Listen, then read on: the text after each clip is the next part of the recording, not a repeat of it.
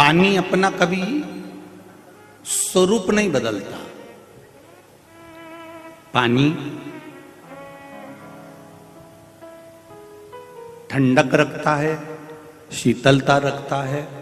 उसको कोई ने अगर भगोनी में रखकर, पात्र में रखकर अगर उसको गर्म भी कर दिया, तपा भी दिया, उकाल भी दिया, बहुत टेम्परेचर पर रखकर उसको गर्म भी कर दिया, या बहुत फ्रिज में रखकर उसका बर्फ भी बना दिया, तो भी पानी अपने असली स्वरूप में आ जाता है, फिर नॉर्मल हो जाता है, फिर वही शीतल हो जाता है। गर्म हुआ फिर ठंडा हो गया, बर्फ बन गया फिर नरम पड़ गया।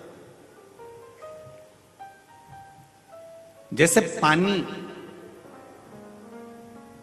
अपने स्वभाव को नहीं छोड़ता, शिव महापुराण की कथा कहती है, उसी तरह परमात्मा ने जब हमको इस मृत्यु लोक में भेजा है, मनुष्य की देह देकर भेजी है, तो ये मनुष्य चाहे कितना भी गलत काम कर ले, पर एक ना एक दिन वो परमात्मा की शरणागति में आ ही जाता है, ये निश्चित था।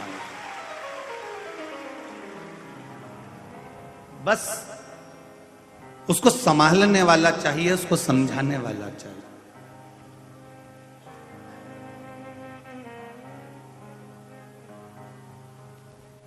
यदि कोई सतगुरु मिल जाए जिंदगी में, कोई गुरु का सानिध्य यदि हमको प्राप्त हो जाता है, सतगुरु का सानिध्य हमको प्राप्त हो जाता है, तो हमारी जिंदगी को संवारने में हमको देरी नहीं लगती। हमारा जीवन हम संवार सकते हैं। पर सतगुरु भी कैसा चाहिए? गुरु कोई साधारण नहीं हो सकता, सतगुरु कोई साधारण नहीं हो सकता। वो गुरु भी ऐसा हो कि तुमको पहचान जाए, तुम्हारी बुद्धि को, तुम्हारे चित्त को, तुम्हारी वृत्ति को, तुम्हारे चेहरे को जान जाए। एक मां,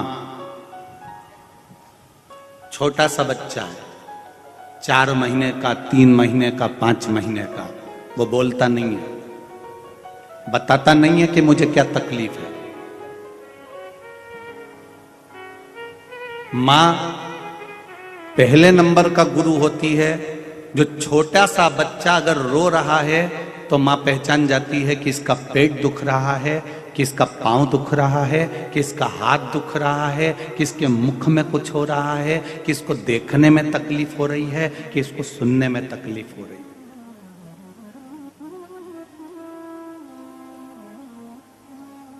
मां रूपी गुरु अपने बच्चे को पहचान जाती है कि इसको तकलीफ क्या है। और संसार में अगर असली गुरु मिला है आपको, कोई सदगुरु मिला है आपको, तो वो केवल आपका चेहरा देखकर पहचान जाता है कि इसको तकलीफ क्या है। सतगुरु और मां,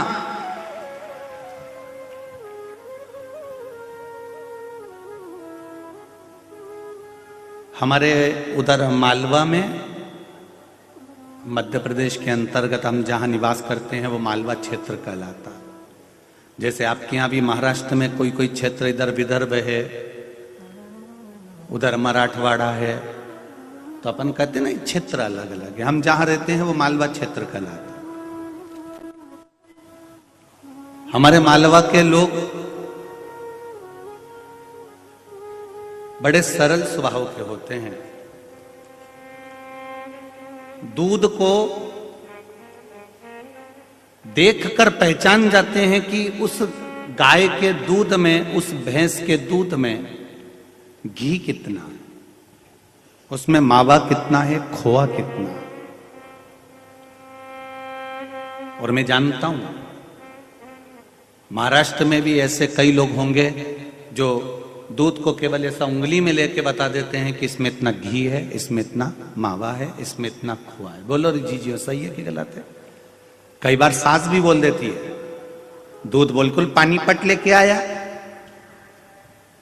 इस दूध में तो मलाई भी नहीं जमेगी, इस दूध में तो घी भी नहीं बनेगा, इस दूध में तो खोआ नहीं बनेगा, मावा नहीं बनेगा। कितने विद्वान हमारे यहाँ साधारण से साधारण भी विद्वान लोग बैठे हैं कि वो दूध को देखकर बता देते हैं कि इसमें खोआ कितना है, इसमें घी कितना है। हवा चलती है तो हमारे यहाँ कई ऐसे विद्वान बैठे हैं जो ये बता देते हैं कि पानी आएगा कि नहीं आएगा। केवल हवा के रुख से।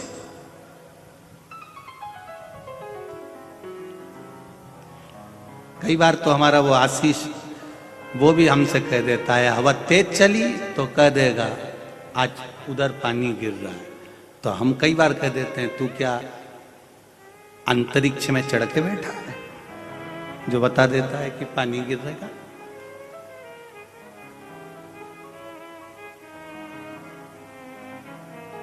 कई लोग ऐसे मिल जाते हैं जो हवा का रुख देखकर भी बता देते हैं कि यहाँ पानी गिर रहा है कि नहीं गिर रहा है। दूध को देखकर बता देते हैं कि इसमें मावा कितना है, खोआ कितना है, घी कितना है। मिट्टी को देखकर बता देते हैं कि इसमें कौन सी फसल होगी। किसान भी ऐसा है। एक किसान भाई अगर जमीन लेने जाता है तो पहले मिट्टी देखता है कि इसमें कौन सी फसल होगी, इसमें कपास होगा, सोयाबीन होगा, गेहूं होगा कि सब्जी होगी कि केला होगा, क्या होगा, फूल होगा कि क्यारी होगी, वो जमीन देखकर बता देता। कितने विद्वान लोग होंगे कि दूध देखकर बता दे कि घी कितना है, खोआ कितना है, हवा देखकर बता दे पानी कितना है, मिट्टी देखकर कह दे फसल कौन सी होगी।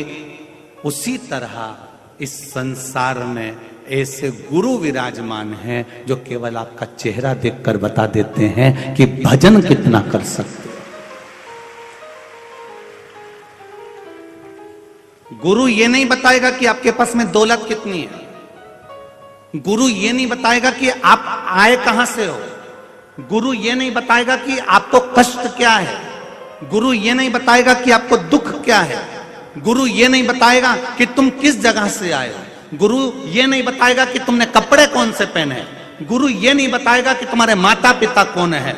गुरु केवल इतना बताएगा कि ये भजन कर सकता है कि नहीं कर सकता है, ये परमात्मा की शरणागति में जा सकता है कि नहीं जा सकता, इसको परमात्मा मिलेगा कि नहीं मिलेगा। गुरु उसी को पकड़ता है जिसको परमात्मा का कभी दीदार हो जाए। गुरु उसको अपना शिष्य बना लेता है। वो साधारण नहीं हो सकता, वो पहचान जाता है, वो जान जाता है।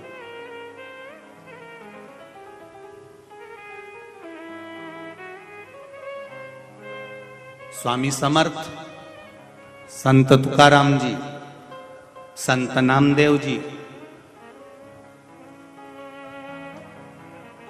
रामकृष्ण परमहंस जी, जगत गुरु शंकराचार्य जी, मीराबाई, श्री रविदास जी, संत श्री रविदास जी,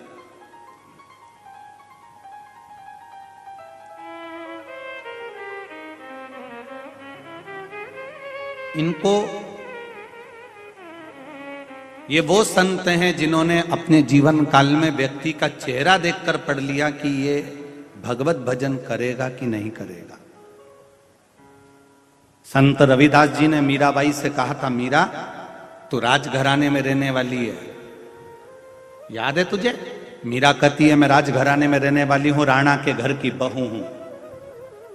संत रविदास जी ने कहा भले तू राणा के घर की बहू हो, चाहे राजघराने में रहने वाली हो, पर मेरा मन कहता है कि मीरा तू राजघराने में रहकर भी तो गिरधर को पालेगी एक दिन। और वो हुआ, मीराबाई को गिरधर मिले, कृष्ण मिले।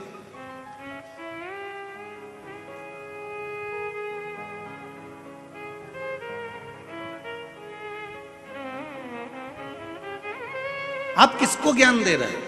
आप किसको समझा रहे हो? आप किससे क्या कह रहे हो? वो समझना मूल है। एक बार चंद्रभागा शिव महापुराण की कथा कर रही है। एक बार भगवान शंकर जी ने माता पार्वती को देखा और पार्वती जी ने 2 प्रश्न भगवान शिव से करे। थोड़ा ध्यान दीजिएगा आज की कथा में। आज मकर संक्रांति का दिन है और प्रदोष काल में कथा चल रही है 4 बजे से 7 बजे तक। इस प्रदोष काल के इस कथा का मकर संक्रांति के दिन का थोड़ा सा आप स्मरण जरूर करिएगा। भाग्यशाली हो आप सभी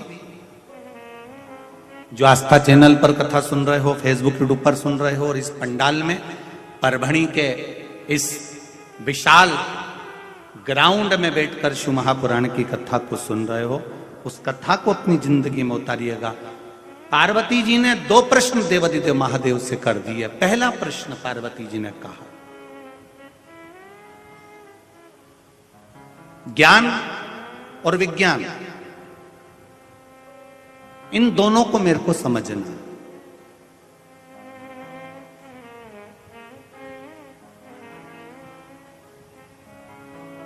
आज के बच्चे कहते हैं हम ज्ञान को नहीं मानते, हम विज्ञान को मानते हैं। बोलो री जी जी सही है कि गलत है? आप उनसे कहो कि 1 लोटा पानी चढ़ा कर आओ, 50 प्रश्न करेंगे।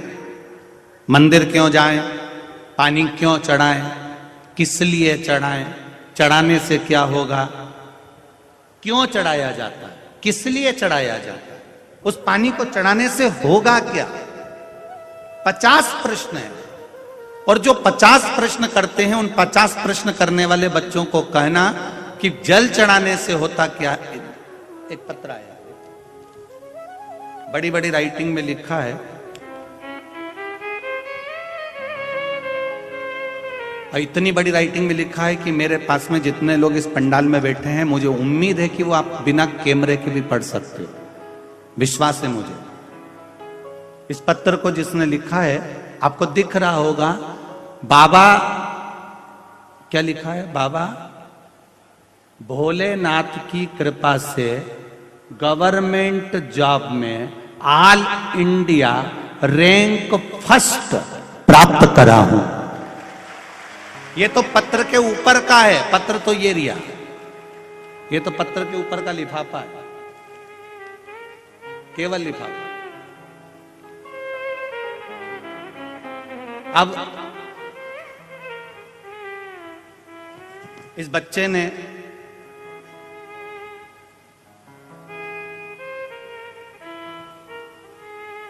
जो पत्र लिखा है, इस बच्चे ने महाराष्ट्र का, संपूर्ण महाराष्ट्र का प्रथम रैंक प्राप्त किया है। एक बार बच्चे के लिए पहले जोरदार ताली। फिर इस पत्र को हम पढ़ें कि जो बच्चे प्रश्न करते हैं, नवयुवक बेटे बेटी प्रश्न करते हैं कि शिव जी को शहद लगाकर बेलपत्र चढ़ाने से क्या होता है, शंकर जी को जल चढ़ाने से क्या होता है, शिव जी को चावल का दाना चढ़ाने से क्या होता है, शंकर जी को दूध से स्नान कराने से क्या होता है, पंचामृत चढ़ाने से क्या होता है, कमल का पुष्प चढ़ाने से क्या होता है, चंदन लगाने से क्या होता है। इस बच्चे ने लिखा, मेरा नाम सुसंगीता सुभाष राव भदाड़े है। मैं नेहरू नगर तहसील महागांव जिला यवतमाल महाराष्ट्र की रहने वाली हूं। कहीं बैठी हो तो हाथ हिलाइएगा, कहीं बैठी हो तो हाथ हिलाइएगा। जो पत्र आपने लिखा है, कहीं पर बैठी हो और किसी को दिखे तो अवश्य बोलिएगा। मेरा नाम सुसंगीता सुभाष राव भदाड़े है। मैं नेहरू नगर तहसील महागांव जिला यवतमाल महाराष्ट्र की रहने वाली हूं। मेरा मोबाइल नंबर ये है। गुरुजी, 1 लोटा जल और बेलपत्र का महत्व क्या बखान करूं। गुरुजी, मेरा बेटा गवर्नमेंट जॉब की तैयारी 2020 से कर रहा था। उसने 2020 में भारतीय अंतरिक्ष संस्था ISRO का एक एग्जाम दिया था, लेकिन एग्जाम होने के कुछ दिनों में लॉकडाउन लग गया था और उसमें 2 साल यूं ही बीत गए। जैसे ही लॉकडाउन हटा, पुनः फिर एग्जाम की तैयारी हुई। वापिस एग्जाम देने के पहले तब लॉकडाउन में शिव महापुराण की कथा सुनना हमने चालू कर दिया। 1 लोटा जल 1 बेलपत्र का नियम बना लिया। जो बच्चा पहले से एग्जाम देते आ रहा था, नहीं हो पा रहा था, गुरुदेव उसका पहले पेपर का रिजल्ट बाबा की कृपा से आना प्रारंभ हुआ, और पहला पेपर का जब रिजल्ट आया तो वो बाबा की कृपा से अच्छे नंबर से उत्तीर्ण हो गया। गुरुजी, उसके कुछ दिनों के बाद 2 धाम की यात्रा के लिए हम चले गए, केदारनाथ, बद्रीनाथ, पशुपतिनाथ होके आए। बाबा पशुपतिनाथ की कृपा हुई, और दूसरा एग्जाम और तीसरा एग्जाम दोनों चालू हुए। पशुपति व्रत करना प्रारंभ करा, शिव जी को लोटा भर जल चढ़ाना प्रारंभ करा।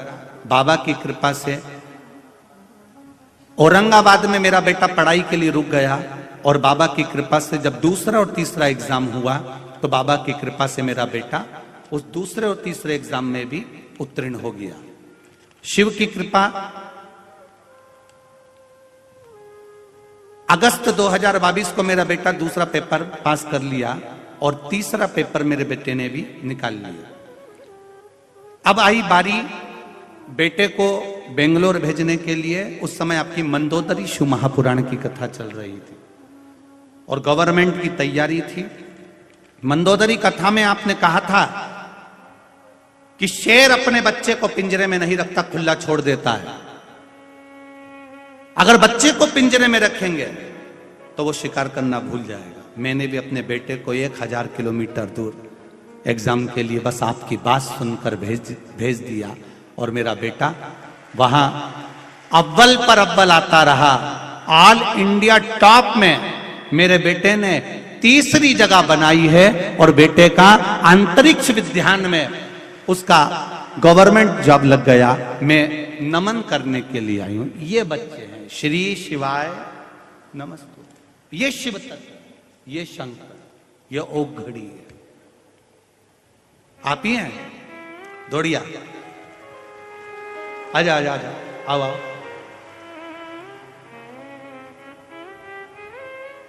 आन दो बाबू इसको। जादव जी, जादव जी कहां बैठे हैं? सांसद जी कहां गए? अच्छा, कहीं गए हुए हैं क्या? ठीक है, दौड़ के आ बाबू, जल्दी आ।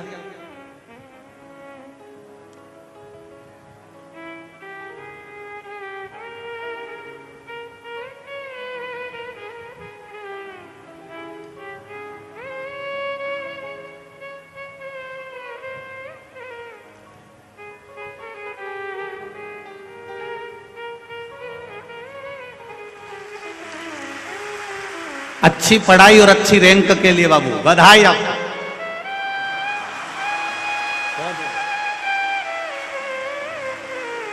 अच्छी रैंक और अच्छी पढ़ाई, बस बस बाबा की कृपा।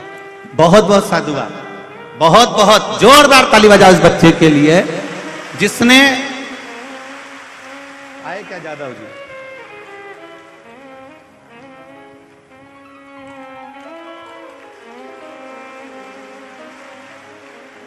सांसद जी कहाँ है? जादव जी, अच्छा बाहर है क्या?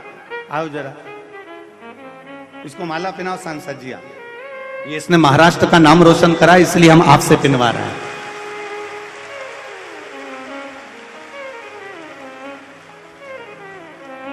इस बच्चे ने महाराष्ट्र का नाम रोशन करा, इसलिए आपके द्वारा माला पिनवा रहे हैं, क्योंकि आप महाराष्ट्र के सांसद हैं। बहुत बहुत साधुवाद बेटा। जय श्री शिवाय। हर हर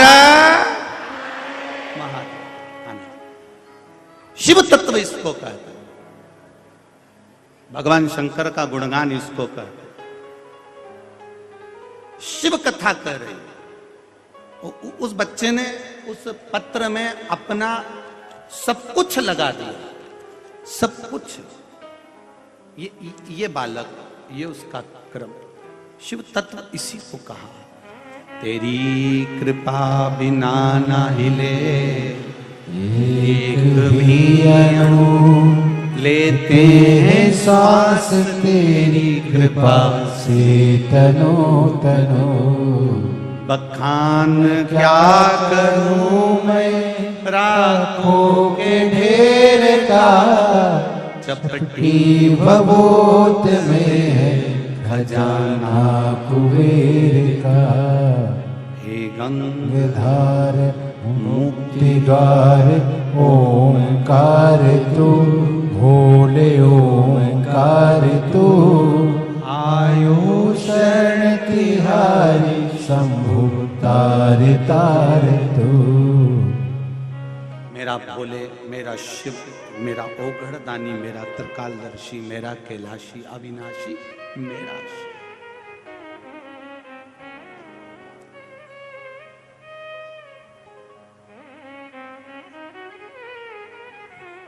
इंडिया गवर्नमेंट के अंतरिक्ष विभाग में पहुंच जाना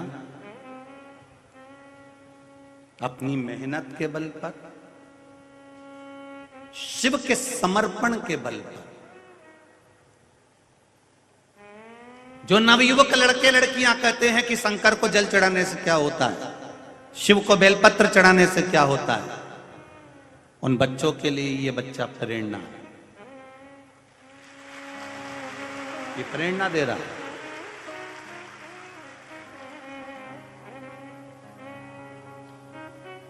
ज्ञान में और विज्ञान में क्या अंतर है, ये माता पार्वती जी ने शिव जी से पूछा है। ज्ञान में और विज्ञान में क्या अंतर है?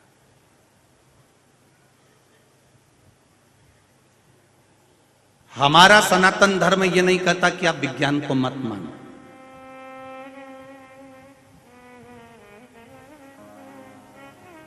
और विज्ञान भी ये नहीं कहता कि आप ज्ञान को, सनातन धर्म को या भगवान को मत मानो।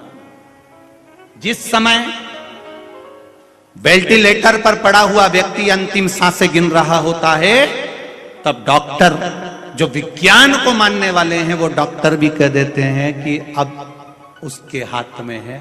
मतलब डॉक्टर को भी मालूम है कि एक डॉक्टर हो रहे हैं। विज्ञान को मानने वाला विज्ञान को मानता है और ज्ञान को मानने वाला भी विज्ञान को मानता है।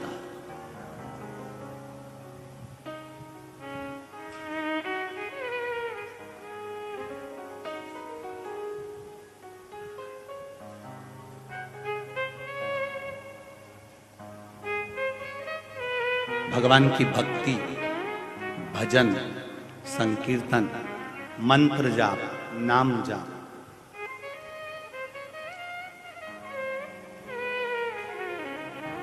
शिव जी से पार्वती जी ने पूछा ज्ञान और विज्ञान में कोई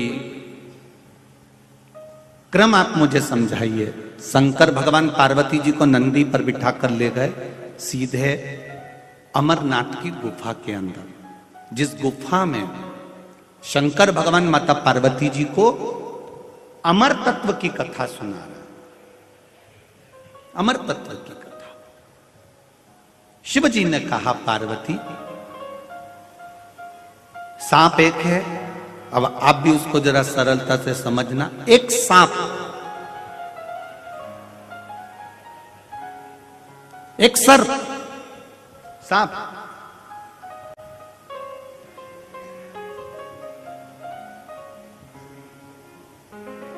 सांप के कान होते हैं क्या? अरे जम के बोलो, नहीं होते। कौन कह रहा है ये विज्ञान कह रहा है। वैज्ञानिक कहते हैं, विज्ञान कहता है कि सांप के कान नहीं होते, वो सुनता नहीं। पार्वती, ये तो विज्ञान की बात हो गई कि सांप के कान, जम के बोलो जरा, नहीं होते। ये विज्ञान कह रहा है कि सांप के कान नहीं होते, वो सुनता नहीं है। अब ज्ञान क्या कहता है? शहनाई जब बजती है, पुंगी जब बजती है, तो सांप, बोलो जम के बोलो, नाचता है कि नहीं नाचता? जब विज्ञान कह रहा है कि कान नहीं होते और ज्ञान कह रहा है कि वो पुंगी की आवाज सुनता है, उस पुंगी की आवाज सुनकर, बंसी की आवाज सुनकर, शहनाई की आवाज सुनकर सांप नाचने लगता है, तो पार्वती खुद चक्कर में पड़ गई। अब मैं विज्ञान की मानूं कि ज्ञान की मानूं? अब परभणी वालों, तुम क्या कह सकते हो अब इस जगह पर, तुम बताओ। पार्वती खुद चक्कर में पड़ी। विज्ञान कह रहा है कि कान नहीं होते, विज्ञान ने सर्च कर लिया, रिसर्च कर लिया कि सांप कान नहीं होते, सांप कान से सुनता नहीं है, पर ज्ञान कह रहा है कि वो पुंगी बजाएगा, शहनाई बजाएगा और वो सांप लहराना प्रारंभ कर देगा, ये ज्ञान कह रहा है।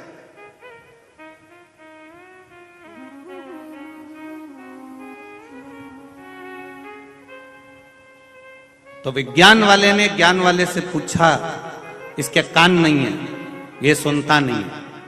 तो ज्ञान वाले ने कहा, इसके कान भले नहीं हो, पर इसके शरीर की जो रोमावली है, वो रोमावली में जब पुंगी की, शहनाई की तरंग छूती है तो इसको अपने आप आनंद की अनुभूति होकर ये खड़ा हो जाता है और स्नान आदि में तैयार हो जाता है, उसको उसका आनंद में वो डूबने लगे। अब विज्ञान ने माना नहीं, विज्ञान कहता है कि हम नहीं मानते इस चीज के लिए। तो पार्वती जी ने भी शिव जी से कहा कि अब मैं ज्ञान को मानूं कि विज्ञान को मानूं। तो भगवान शंकर ने कहा, विज्ञान बिल्कुल सही कह रहा है कि सांप के कान नहीं होते, पर ज्ञान भी कुछ कम नहीं कह रहा कि शरीर की जितनी जितनी रोमावली है, इससे सांप तरंगों से सुन रहा है। पार्वती जी कहती हैं, मुझे सिद्ध कर कर बताओ। शंकर जी ने पार्वती को सिद्धता देने के लिए, पार्वती को सिद्धता देने के लिए शंकर भगवान बगला मुख बन गए और पार्वती को बगला मुखी बना दिया। कौन सी माता बनी है? बगला मुखी माता। अब बगला मुखी माता क्यों बनाया शिव जी ने? शंकर बगला मुख क्यों बन गए? बगला मुखी बनने का कारण केवल इतना है कि पार्वती को कुछ देर के लिए महादेव को यह दिखाना पड़ेगा कि ज्ञान और विज्ञान दोनों ही श्रेष्ठ है, दोनों को समझने वाला चाहिए। पार्वती जी कहती है कि मुझे जानना है, क्या रोमावली से भी क्या तरंग प्रवेश करती है? रोमावली से भी क्या वायु प्रवेश करती है? तो शिव जी ने फिर लीला रचना प्रारंभ करा। पार्वती जी की केवल नासिका के छिद्र को शंकर जी ने छोड़ दिया, बाकी के पूरे छिद्र को शंकर भगवान ने ढक दिया।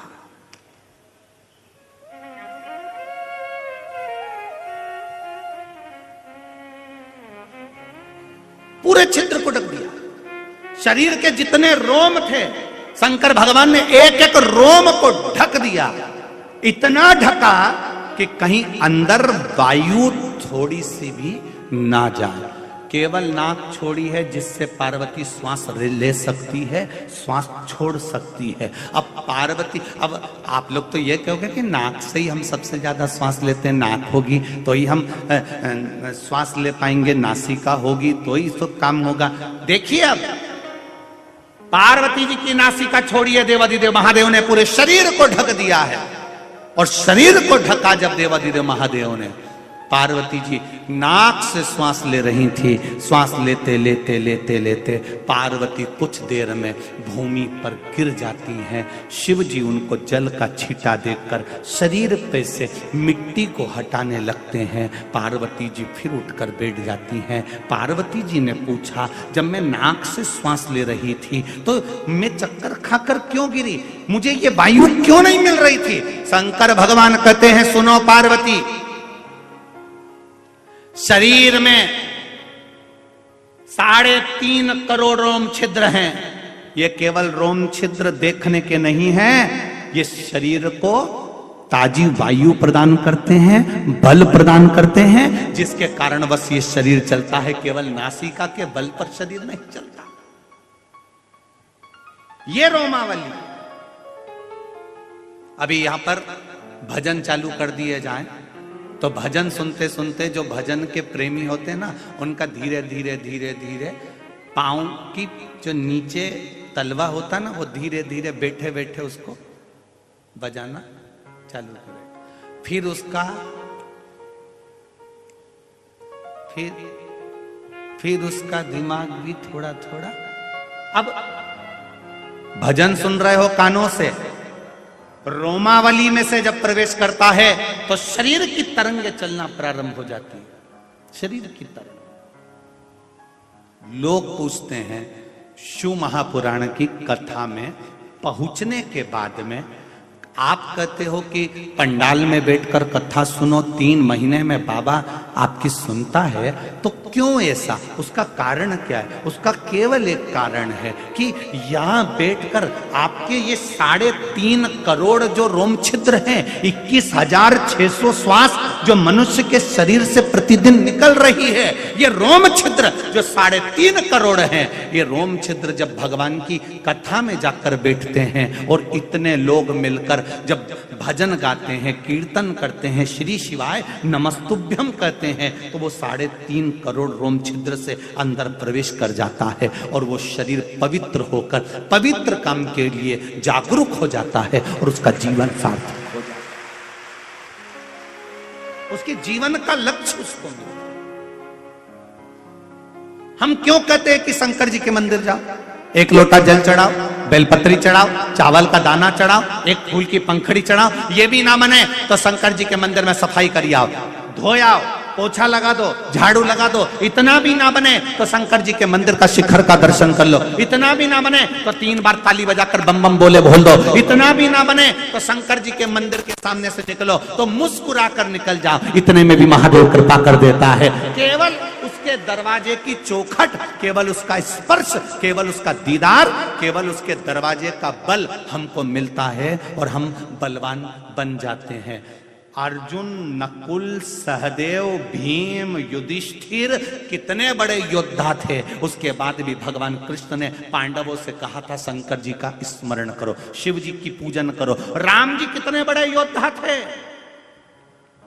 राम जी स्वयं भगवान विष्णु के अवतार थे, तो भी राम जी महाराज शंकर जी की आराधना करते हैं, शिव की पूजन करते हैं, शंकर का स्मरण करते हैं। क्यों? क्योंकि शिव की भक्ति से जो मिल सकता है वो दुनिया में कहीं नहीं मिल सकता, शंकर के सिवा कोई नहीं मिल सकता।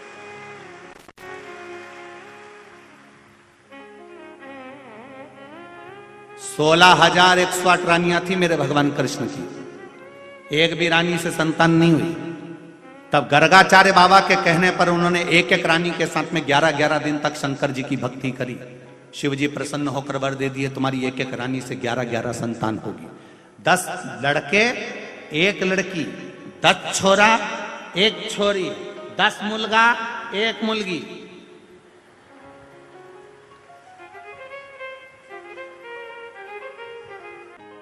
एक पत्र देखिए,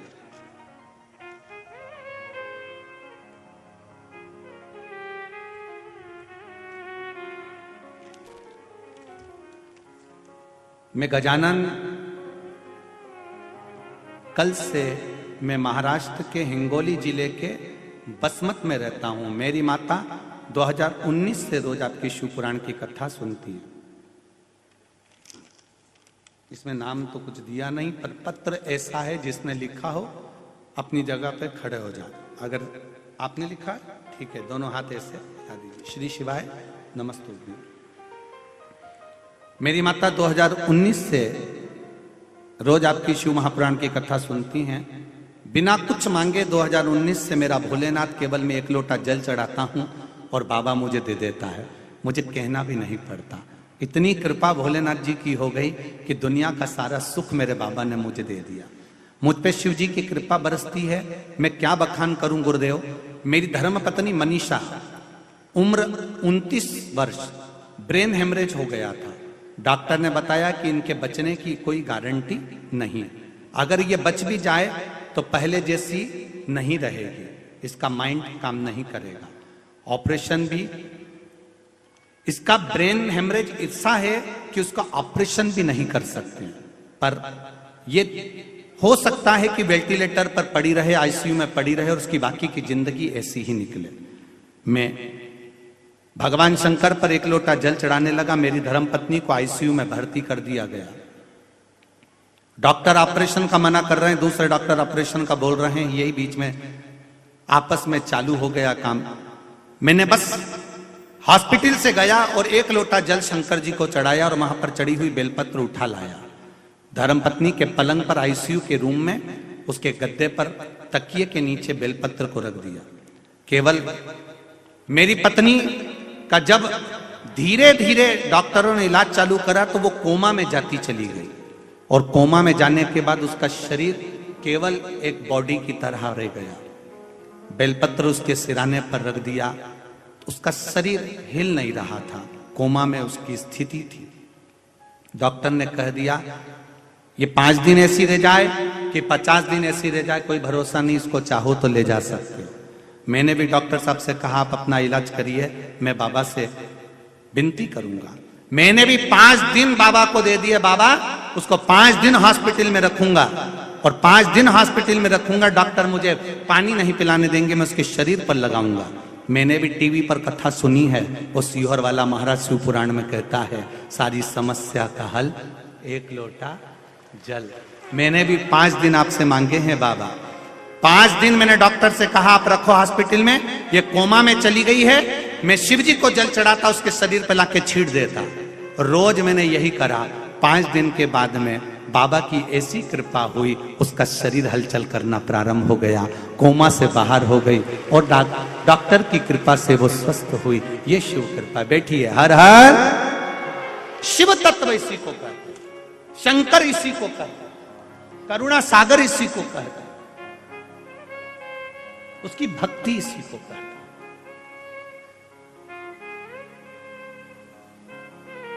शिव की पूजन करना, शंकर पे जल चढ़ाना, शंकर का भजन करना, बेलपत्र चढ़ाना, ये ढोंग नहीं है, ये प्रपंच नहीं है, ये अंधविश्वास नहीं है, ये कोई जादू और टोना नहीं है, ये कोई बेल और भभूति नहीं है, ये कोई तंत्र विद्या या मंत्र विद्या नहीं है।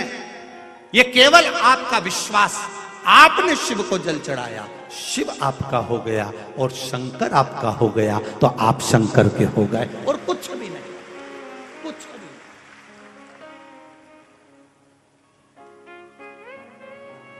बोल बम का नारा है, जम के बोलो जरा, बाबा एक सहारा है। बोल बम का नारा है, केवल उसके सहारे पर, उसके भरोसे पर। भोलेनाथ दया करना,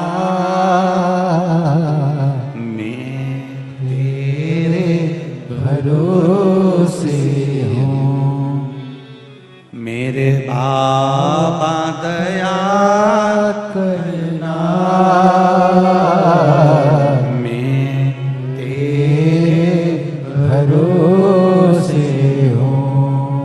ना घर के भरोसे हो, ना परिवार के भरोसे हो, ना घर के भरोसे हो, ना परिवार के भरोसे हो। आप भी बोलिए, मेरे बाबा दया करना,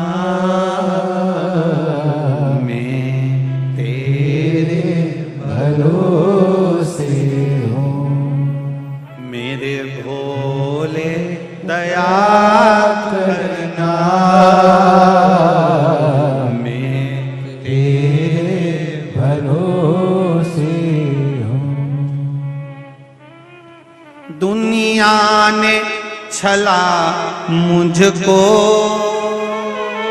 अपशब्द कहा मुझको, दुनिया ने छला मुझको, अपशब्द कहा मुझको। मेरे बाबा दया करना, मैं तेरे भरोसे हूँ। मेरे भोले दया करना, मैं तेरे भरोसे हूँ। आप उसके भरोसे पर रहो, आप उसके भजन में रमो, आप उसके कीर्तन में रमो। करो भजन।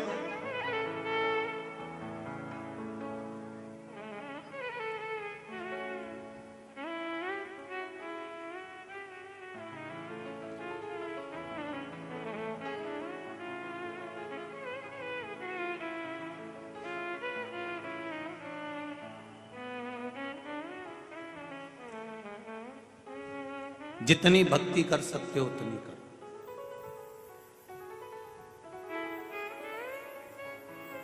कल एक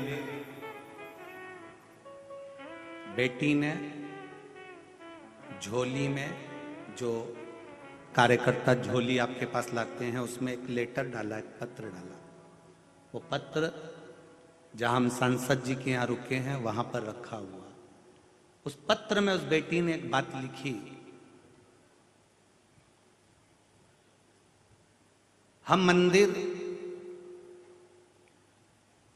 अगर परिधान को बदल कर जाएंगे तो लोग हमको हंसते हैं। अगर मान लो मेरे को कॉलेज जाना है, ट्यूशन जाना है, और मैं जो कपड़े पहनी हूं, मान लो मैं जीन्स पहनी हूं, मान लो मैं टी शर्ट पहनी हूं, तो क्या मैं मंदिर में जाके पानी चढ़ाकर फिर जा सकती हूं? अपनी कोचिंग सुबह सुबह का टाइम रहता है, मंदिर जाने के कपड़े अलग पहनूं, फिर कोचिंग के कपड़े अलग पहनूं, इतना समय नहीं मिल पाता। क्या मैं वस्त्र पहनूं और चली जाऊं?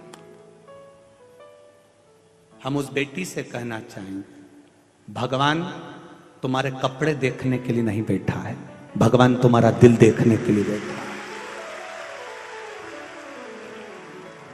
कपड़े देखने के लिए दुनिया के लोग बैठे होंगे, पर मेरे महादेव, आज के जमाने की बेटियां और बेटे अगर मंदिर जा रहे हैं, शिव मंदिर जा रहे हैं, एक लोटा जल चढ़ाने जा रहे हैं, तो मेरा निवेदन है, बड़ी मुश्किल से इनको मंदिर का दरवाजा मिला है। अगर हम टोकना चालू करेंगे तो फिर मंदिर से गायब।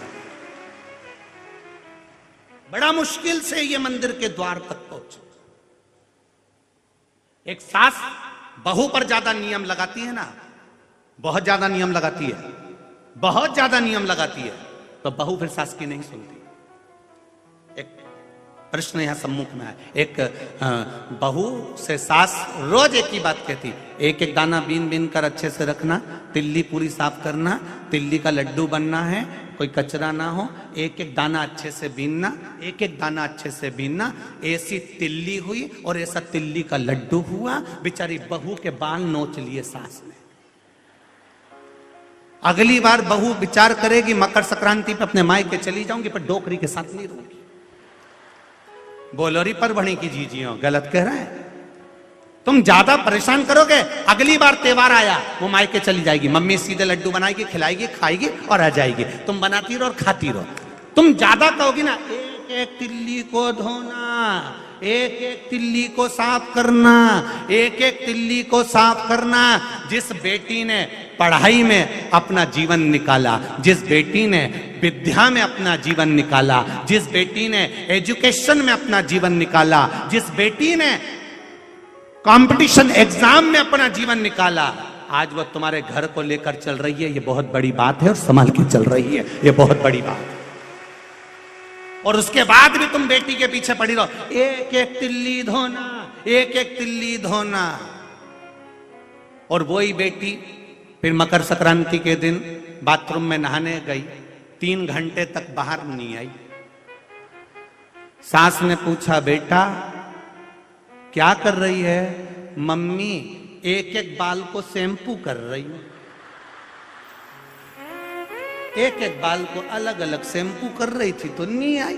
तुम्ही ने नियम बताया था, एक एक कचौड़ी अच्छे से तलना, एक एक पूरन पोली अच्छे से बनाना, एक एक लौकी अच्छे से काटना, तो वो भी एक एक बाल अच्छे से धो रही है। सास ने दूसरी बार संक्रांति पे बोलना बंद कर दिया कि एक एक तिल्ली अच्छे से धोना।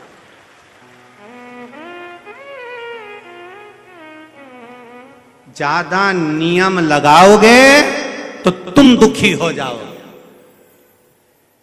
वो जा रहा है मंदिर तक, उसको जाने दो। वो जा रहा है भगवान के भजन तक, उसको जाने दो। वो जा रहा है कीर्तन तक, उसको जाने दो, जाए वो।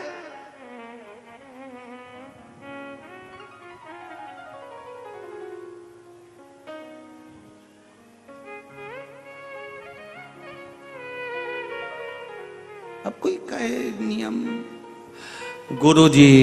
गुरुजी हम फिर कहेंगे, भगवान के दरवाजे तक जाने के लिए बहुत बहुत प्रयास करना पड़ेगा, तब कोई शिव के दरवाजे तक जाएगा।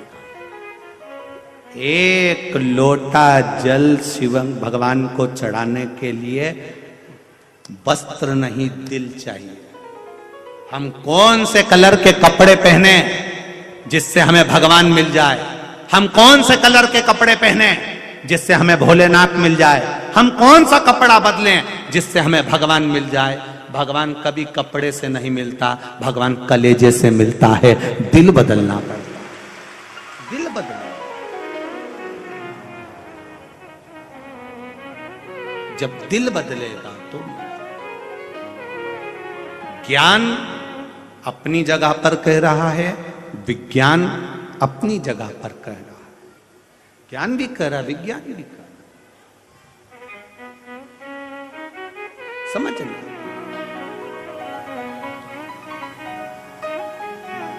ये कुछ अनुभव ज्ञान के होते हैं और कुछ अनुभव विज्ञान के होते हैं। ना विज्ञान बुरा है ना ज्ञान बुरा है। ज्ञान से विज्ञान की प्राप्ति हुई है, ना कि विज्ञान से ज्ञान की प्राप्ति। एक पुलिस वाला थाने में बैठा था और एक व्यक्ति एक स्त्री के कपड़े में था। इतना घूंघट था, चूड़ी पहना था, पांव में पायल, बिछुड़ी, करदोनी, गजरा सब लगाया हुआ था। इतना इतना घूंघट डला हुआ था। वो व्यक्ति उस स्त्री को पकड़ के थाने में ले आया। वो महिला को पकड़ के थाने में लाया और महिला को पकड़कर थाने में लेकर आया और उसने थानेदार से कहा, सर साहब ये जासूस है, ये जासूस है।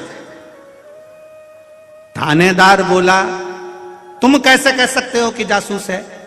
अरे साहब, पहले तो ये औरत नहीं है, स्त्री नहीं है, ये नारी नहीं है, ये पुरुष है। थानेदार कह रहा है उसका पूरा लिहाज, जो वस्त्र है, आभूषण है, उसका पूरा स्वरूप बता रहा है कि स्त्री है, और तू कह रहा है कि पुरुष है। तू कैसे कह सकता है कि पुरुष है? साहब मैं कह रहा हूं ये पुरुष है। बुलाओ लेडीज कांस्टेबल को और इसके कपड़े उतारो। अब लेडीज कांस्टेबल को बुलाया गया, उसका आभूषण उतारना चालू करा तो मालूम पड़ा कि वो सही में पुरुष था।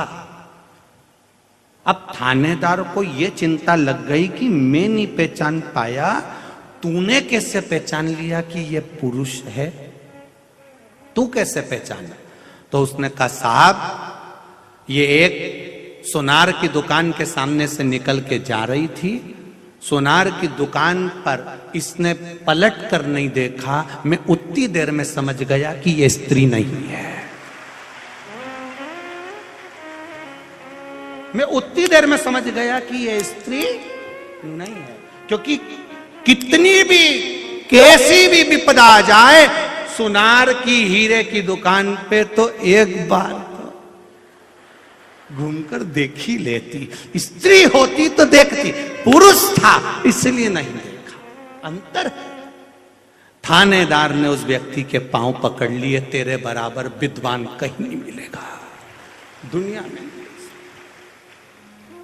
इतना विद्वान। मुझे तो लगता है कि परभणी का ही होगा। इतनी विद्वत्ता किसी में मिल जाए, ये बड़ा सोच रहा। पार्वती जी के प्रश्न का उत्तर देवाधिदेव महादेव दे रहे। अब ज्ञान और विज्ञान का महत्व समझा रहे हैं। विज्ञान कहता है कान नहीं है, ज्ञान कहता है कि शरीर के रोम से सुना जा सकता। ये हमारा ज्ञान का। आप शिव जी के मंदिर गए हो, शिवालय गए हो, शंकर जी के मंदिर में पहुंचकर आपने एक लोटा जल चढ़ाया है, शिव जी का भजन किया है, या लोटा भर के जल नहीं भी चढ़ाया तो मात्र शिवलिंग का स्पर्श किया, स्पर्श भी नहीं कर पाए तो दूर से प्रणाम भी किया है, तो शिव तत्व आपको मिलेगा जरूर। झोली खाली नहीं रहेगी, वो भरेगी, ये निश्चित है। तेरे मंदिर में आना मेरा काम है, मेरी बिगड़ी बनाना तेरा काम। हम पहुंच गए उसके दरवाजे।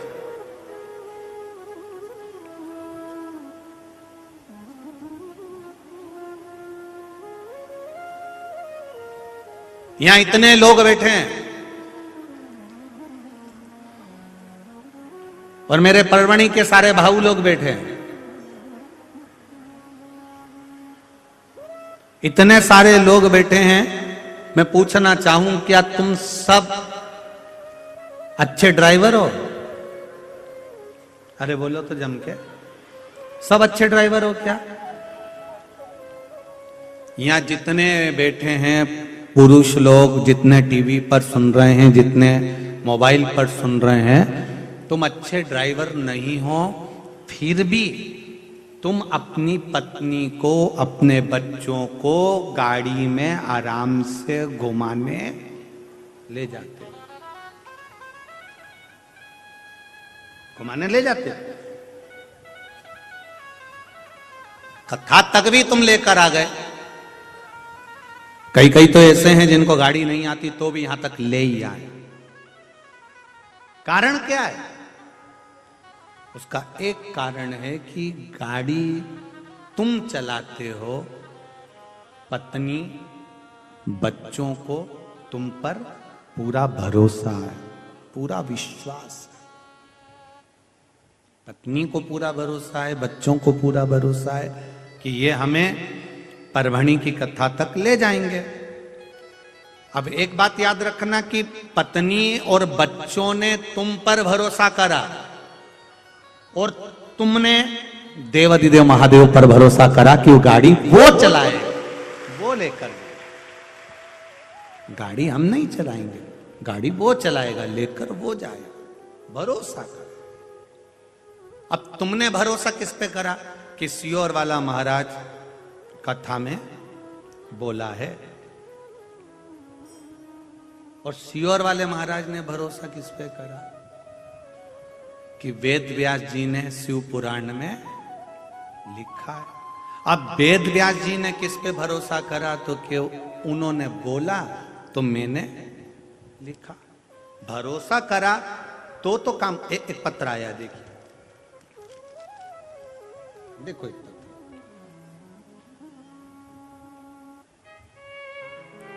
मैं सरिता पवन ओझा, सुभाष रोड, परभणी की रहने वाली हूं। कहीं बैठी हो तो हाथ हिला, आप ही हैं, दोनों हाथ हिला दो एक बार। श्री शिवाय नमस्तुभ्यं। मैं बाबा के मूल मंत्र और बेलपत्र का क्या बखान करूं गुरुदेव। जब मेरे गर्भ में बच्चा था, प्रेगनेंसी के समय से मुझे फिट्स आना प्रारंभ हो गए थे, मिर्गी के दौरे आना प्रारंभ हो गए थे। मैं तकलीफ में रहने लगी, परेशान थी, बल्कि मेरे बच्चे भी परेशान थे। कभी कोई मुझे अकेला नहीं छोड़ता था।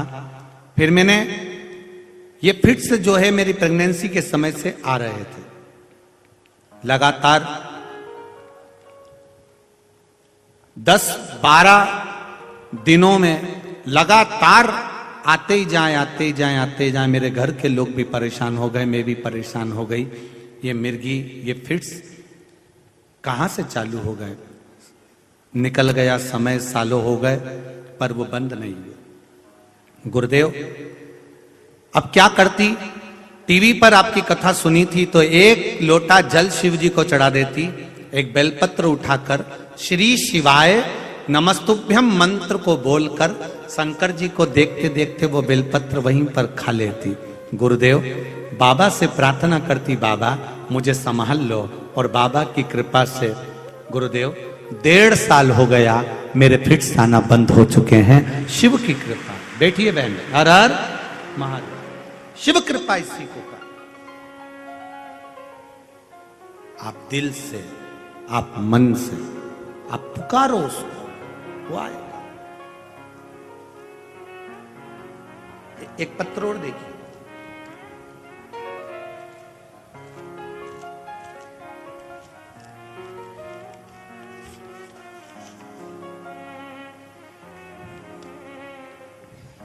मेरा नाम कल्याणी रघुनाथ चारे है। मैं जिला बंकी अंबाजोगाई से आई हूँ। बीड़, जिला बीड़ अंबाजोगाई से आई हूँ। कहीं बैठी हो तो हाथ हिलाइएगा, जहां कहीं भी बैठे हो। मेरे पापा की किडनी में बहुत साल से पथरी हो गई थी और किडनी पर सूजन रह रही थी। किडनी के पास में पथरी होने के कारण बस शरीर भी बेकार होता चले जा रहा था। डॉक्टर ने बोला कि इनका ऑपरेशन करना पड़ेगा, पथरी निकालना पड़ेगा। मैंने आपकी कथा मोबाइल पर सुनी, पशुपतिनाथ का व्रत करना प्रारंभ करा। सफेद दुर्वा का प्रयोग आपने बताया था, वो करना प्रारंभ करा। बाबा को शिव जी की बेलपत्र देना प्रारंभ करी और बाबा की ऐसी कृपा हुई कि उनकी किडनी पे से पथरी चूर चूर होकर निकल भी गई और वो अब ठीक हैं, कोई तकलीफ नहीं। ये शिव तत्व, ये शंकर। आप करो भजन उसका, आप करो स्मरण उसका, वो आपको साथ देगा। पार्वती जी ने पूछा क्या ज्ञान और विज्ञान में अंतर? भगवान कहते हैं, लोग कहते हैं कि विज्ञान वाला ज्ञान को नहीं मानता और ज्ञान वाला विज्ञान को नहीं मानता। शिव जी कहते हैं ज्ञान से विज्ञान की प्राप्ति हुई है, ऐसा नहीं। हमारे संत, हमारे साधु, हमारे गुरुजन, हाँ ये जरूर है, आप भजन करो पर छल मत करो। जल चढ़ाते समय छल की जरूरत नहीं पड़ती। आप भजन करो, आप कीर्तन करो, आप मंत्र जाप करो, और उसमें दिखावा ना करें। पार्वती जी ने प्रश्न किया, शिव जी समझा रहे हैं। अब समझाते समझाते समझाते समझाते अमरनाथ की गुफा में पार्वती जी की आंखों में थोड़ी सी निंद्रा समा गई। निंद्रा समाई, पार्वती जी जैसी थोड़ी सी झुकी, शिव जी ने उनको हिलाया, शंकर भगवान ने उनको हिलाया। माता पार्वती जी फिर झपकी लेने लगी, वापिस झपकी।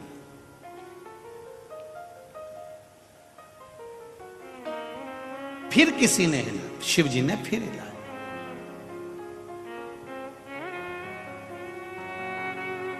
बहुत कम लोग होते हैं जो आपको जगाने का प्रयास करते हैं, बहुत कम लोग होते हैं।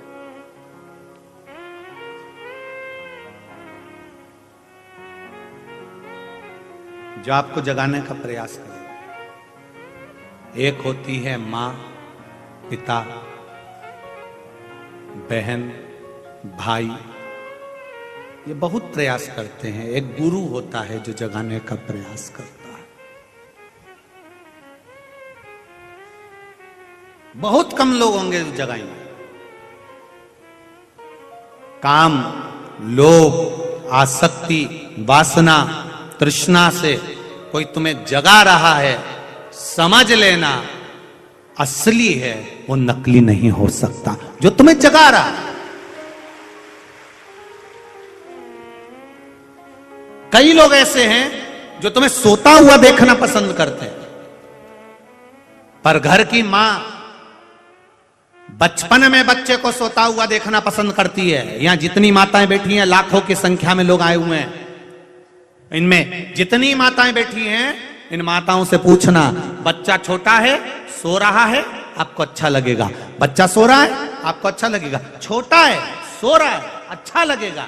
पर वही बच्चा जब बड़ा हो जाए, 25 साल का, 27 साल का, 30 साल का हो जाए, वो पलंग पर सोता हुआ अच्छा लगेगा? दिन भर घर में पड़ा रहेगा, अच्छा लगेगा? नहीं।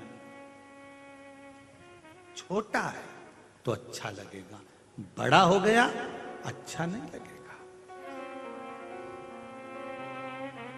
उसी तरह अभी तक हम भटक लिए, अभी तक हम भटके, अभी तक हम सो रहे थे, ठीक है, कहीं यहां या कहीं वहां, कहीं वहां, कहीं वहां भटक रहे थे। अब हमें भटकना नहीं है। किसी ने कहा वहां चमत्कार हो रहा है, वहां चले जाओ, जरा सा छू छा के चक्कर में पड़े, वहां चले गए, अपनी जिंदगी बर्बाद कर ली। किसी ने कहा वहां चले जाओ, वहां चमत्कार हो रहा है, वहां पहुंच गए। किसी ने कहा वहां चमत्कार हो रहा है, वहां पहुंच गए। अभी तक हम चमत्कार के चक्कर में पड़े हुए थे, छू छा के चक्कर में पड़े हुए थे, अंधविश्वास के चक्कर में पड़े हुए थे। पर जब तक सो रहे थे, अब समय बदल गया। अब हमें छू छा के चक्कर में, विद्या के चक्कर में या किसी तंत्र फंत्र के चक्कर में नहीं पड़ना। हमें पढ़ना है तो देवाधिदेव महादेव के चक्कर में पढ़ना है। एक लोटा जल बाबा देवाधिदेव महादेव को समर्पित करिए, अपने जीवन को सार्थक बनाते चलिए। एक लोटा जल। बोल बम का नारा है, बाबा एक, उसको समझो। पार्वती जी जगी, पार्वती जी ने दूसरा प्रश्न किया जागते। माता पार्वती जी जागी और पार्वती जी ने दूसरा प्रश्न किया, भोलेनाथ जी मेरा दूसरा प्रश्न है, दान की महत्वता क्या है, दान का सुख क्या है, दान की महत्वता क्या है। शंभु शरणे मांगू घड़ी रे घड़ी दुख काटो, दया करी न दर्शन आपो। पार्वती जी ने दूसरा प्रश्न करा, दान का महत्व आज क्या है, जम के बोलो जरा। मकर संक्रांति, तुमने दान दिया होगा, बोलो तो सही, किया दान? कोई कोई चीज का, कोई कोई चीज का, कोई कोई चीज का। दान का महत्व जानते हो आप लोग?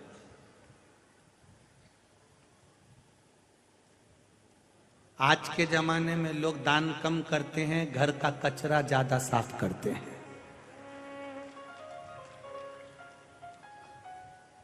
जो किसी काम की चीज नहीं हो वो संक्रांति पे दे दूंगी, जो किसी काम की।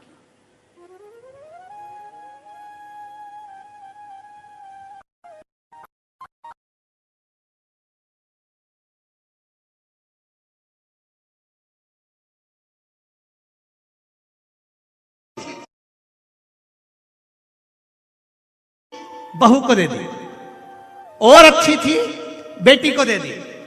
साड़ी बेकार थी, परभणी में हो रही थी श्रीमद् भागवत, बोल दो बोल दो, पन्नी में पैक करिए, रुक्मणी जी के कन्यादान, रुक्मणी जी के कन्यादान में दे दी। अब तुमने क्या सोचा, जो साड़ी कोई नहीं पहने वो तुमने रुक्मणी के कन्यादान में दी, और सोचा कथा वाले महाराज की पत्नी पहन लेगी, महाराज की पत्नी ऐसी पहने, ऐसी। दादा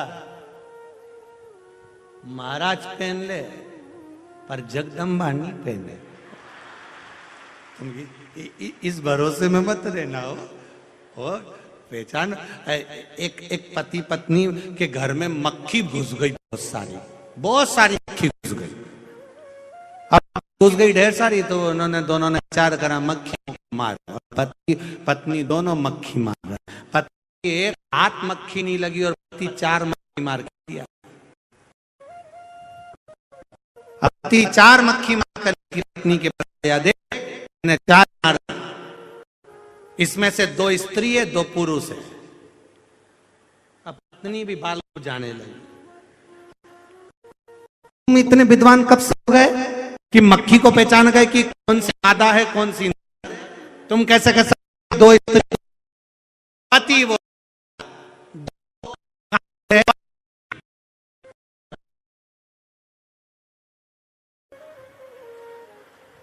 मैं समझ गया था, जो दिन भर दर्पण से चिपकी रहे वो पत्नी होगी, वो स्त्री होगी। विद्वान था, परभणी का था,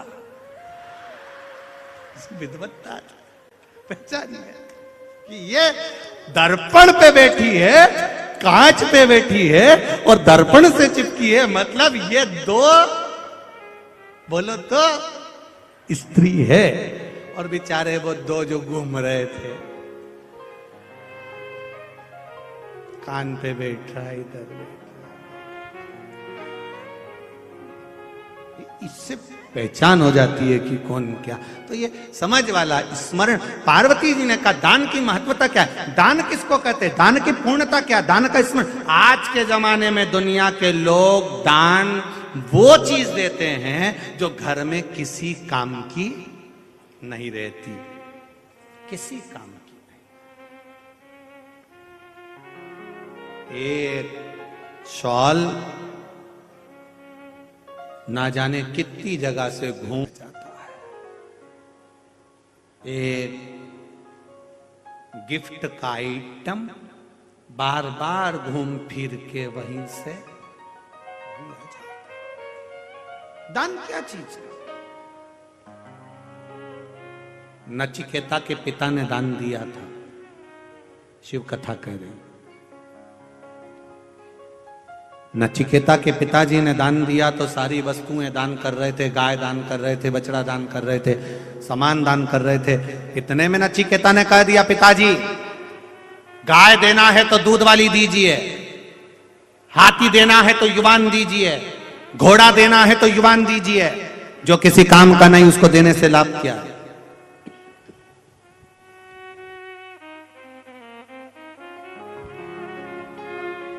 जो किसी काम का है ही नहीं उसको देने से लाभ क्या। नचिकेता के पिताजी को यह ज्ञात हो गया कि मेरा बेटा सही कह रहा है, जो अपनी प्रिय वस्तु है, अपने को जो प्रिय है, दान उसका किया जाता। दान का मतलब यह नहीं होता कि जो किसी काम का नहीं हो। अभी संक्रांति पे माताएं 13-13, 12-12 कितनी चीज बांटती हैं, 13-13 सामान बांटती हैं। सामान वाले के यहाँ जाती हैं, सामान लेकर आती हैं और वहां भी पूछ कर लेकर आती हैं। 5-5 रुपए वाला है, 5-5 रुपए वाला। अब 5-5 रुपए का वो डब्बा, वो सामान किस काम का। यहाँ जितने लोग बैठे हो तुम्हारे घर में, वो संक्रांति का सामान पिछले साल का अभी तक कहीं ना कहीं पड़ा है, और ये भी सामान कहीं ना कहीं पड़ा रहेगा, फिर वो सामान कहीं ना कहीं पड़ा रहेगा। शिव महापुराण की कथा कहती है, दान उस वस्तु का होना चाहिए जो तुम्हारे लायक हो, तुमको प्रिय हो, तुम्हारे आनंद के अनुकूल हो। तो यहां तक शिव पुराण कहती है कि प्लास्टिक का सामान देने से अच्छा है श्री शिवाय नमस्तुभ्यम कह दो, उतने में ही काम चल जाता है। राधे राधे कह लो, सीताराम कह लो, जय श्री राम कह लो, जय श्री कृष्णा कह लो, विठल पांडुरंगा कह लो, उतने में काम चल जाता। पार्वती जी सुन रही थी, नैनों में निंद्रा समा गई। समाई निंद्रा, पार्वती जी झपकी फिर भरने लगी। अब की बार पार्वती जी ने झपकी भरी, जगाया नहीं जगी, फिर जगाया फिर नहीं जगी। क्रोध आ गया शिव जी को। शंकर भगवान ने पार्वती जी को हिलाया। सोते को जगाना, जो काम में सो रहा है, लोभ में सो रहा है, आसक्ति में सो रहा है, वासना में सो रहा है, उसको जगाना श्रेष्ठ। जगाओ। कोई कथा में सोए तो भी जगा दो। वैसे तो कोई सोता नहीं है, पर फिर भी मान लो सो जाए, कोई भरोसा नहीं, जगा। सो रहे हो, उठो जरा, जगाइए। जगाने का प्रयास करें। पार्वती जी को जगाया, शिव जी को क्रोध आ गया और देवाधिदेव महादेव ने कहा, पार्वती बार बार तू झरोके ले रही है, बार बार झोंके मार रही है, सो रही है? पार्वती जी ने कहा भोलेनाथ जी मैं सो नहीं रही हूं, मैं नहीं सो। शिव जी कह रहे हैं पार्वती, एक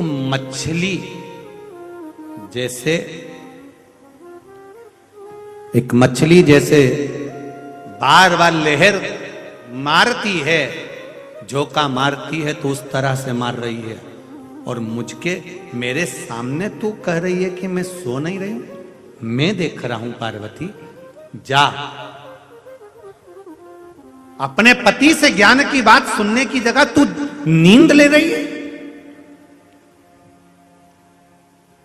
वक्ता, परसों की कथा, वक्ता समझाए और तुम समझ गए तो अच्छा है, नहीं समझोगे तो वक्त समझा देगा, और वक्त समझाएगा तो रो रो के समझेगा।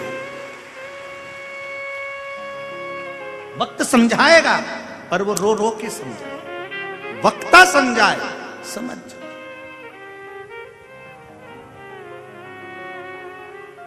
जागो, अभी मौका है जागने का।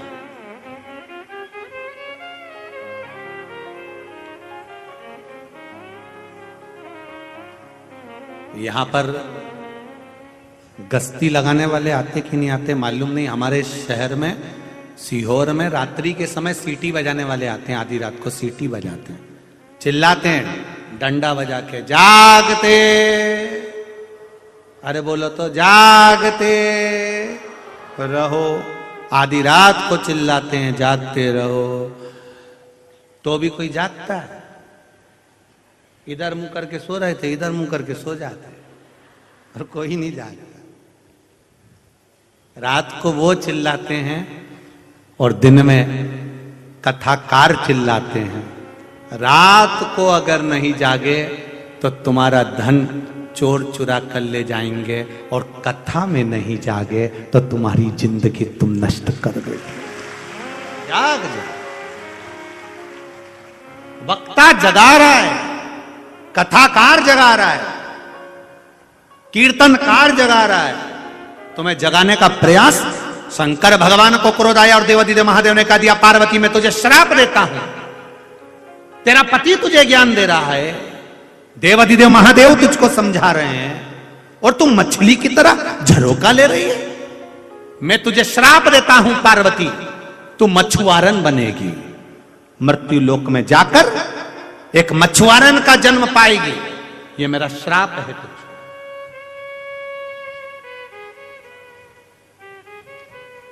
विचार करिएगा, 84 लाख योनियां जब चालू होती है तो उसमें सबसे पहली योनि आती है मछली की योनि।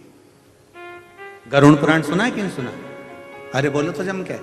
गरुड़ पुराण में लिखा है 84 लाख योनियां चालू होती है तो 84 लाख योनि में सबसे पहली योनि आती है मछली की योनि। सबसे पहली योनि है मछली की। तो किसी ने पूछा कि मछली की योनि सबसे पहले क्यों आती है? क्योंकि ये मनुष्य की योनि पाने के बाद पानी के मोल को नहीं समझती। जब देखो जब मुंडा धोने पड़ती, कपड़े धोए तो इतना पानी फेंके, हाथ धोए तो पानी फेंके, और वो पानी भगवान ने फ्री दिया है, गिफ्ट में दिया है। जल नारायण परमात्मा ने खुश होकर दिया है, उसके महत्व को नहीं समझ पाती। इसलिए पहली योनि, बोलो जम के बोलो, मछली की है। तो जीजियों जरा अच्छे से सुन लेना, और जितने परभणी के जीजा बैठे हैं वो भी सुन लो। अगर ये मछली बनी तो तुम भी मछला बनो, तो थोड़ा ध्यान रखिएगा। बड़ी पहली 84 लाख योनि में पहले नंबर की योनि है मछली। पहले नंबर। जल का सदुपयोग करो, प्रकृति का सदुपयोग करो, वृक्षारोपण करो, जिससे हमारी पृथ्वी हरी भरी हो और ये जीवन सार्थक। समझो उसके महत्व को। हम नहीं समझते। जब कोरोना महामारी आई तब ऑक्सीजन की मशीन याद आई। इससे पहले कोई नहीं जानता था कि ऑक्सीजन की मशीन भी होना चाहिए। ऑक्सीजन की मशीन की तो जरूरत ही नहीं पड़ती अगर अपने पूरी कॉलोनी में पेड़ ही पेड़ लगे होते, वृक्ष वृक्ष लगे होते तो फिर ये ऑक्सीजन की जरूरत नहीं पड़ती। जरूरत जब पड़ी, जब हमारे पृथ्वी पे से पेड़ कटना प्रारंभ हो गए, वृक्ष कटना प्रारंभ हो गए, वृक्ष समाप्त होने लगे, तब समझ में आया। मेरा श्राप है पार्वती तुझको, तू मछुआरन बनेगी।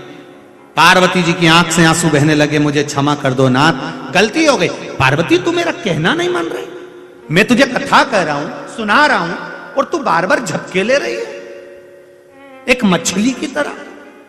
पार्वती की आंख में आंसू भर गया, क्षमा करो नाथ। शिव जी ने क्षमा नहीं करा। पार्वती जी पृथ्वी पर गई, एक पेड़ के नीचे, वृक्ष के नीचे पार्वती जी छोटी सी कन्या के रूप में रोने लगी। कन्या के रूप में रो रही।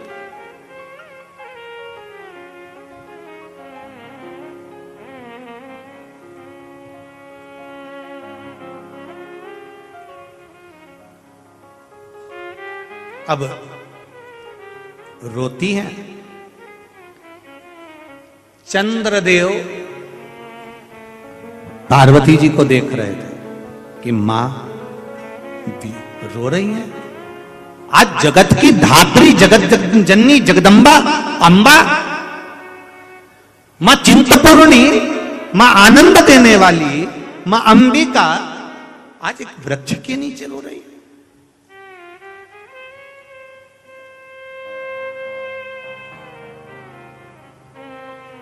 अश्रु का बिंदु नीचे गिर रहा था। चंद्रदेव ने उस अश्रु के बिंदु को मां के उठा लिया। अश्रु के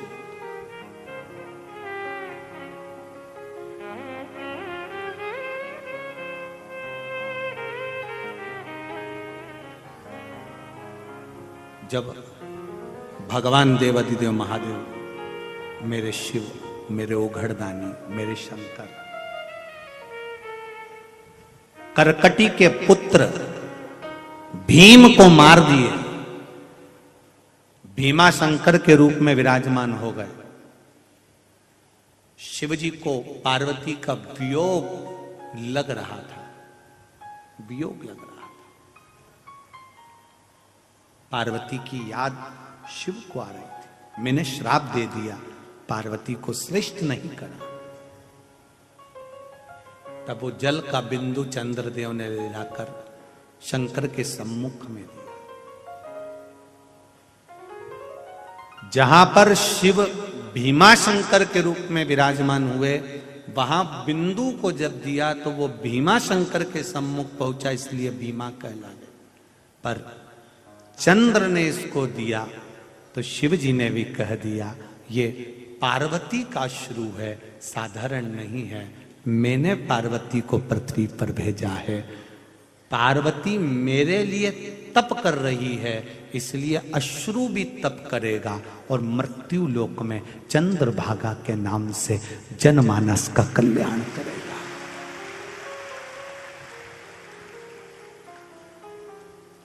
कब काम आया वो चंद्रभागा का तट, चंद्रदेव के हाथ का वो अश्रु। भगवान शिव ने कह दिया पार्वती को, तुम मछुआरन बनेगी। पार्वती छोटी सी कन्या के रूप में रो रही है, आंख से अश्रु बह रहा है, जल बह रहा है, गिर रहा।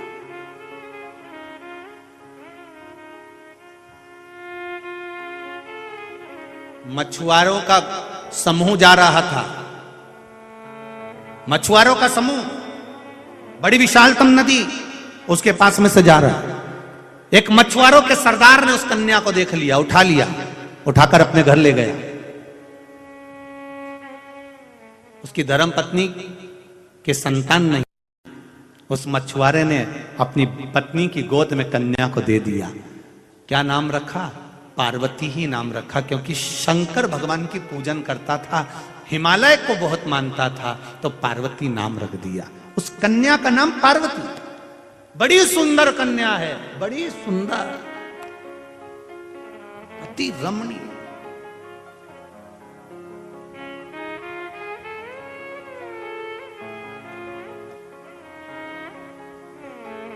दुनिया की सुंदर नदियों में जैसे मंदाकिनी है, सरस्वती है, गंगा है, गोदावरी है, नर्मदा है, ऐसी सुंदर नदियों में मां चंद्रभागा भी है। अति सुंदर है मां चंद्रभागा, अति वियोग।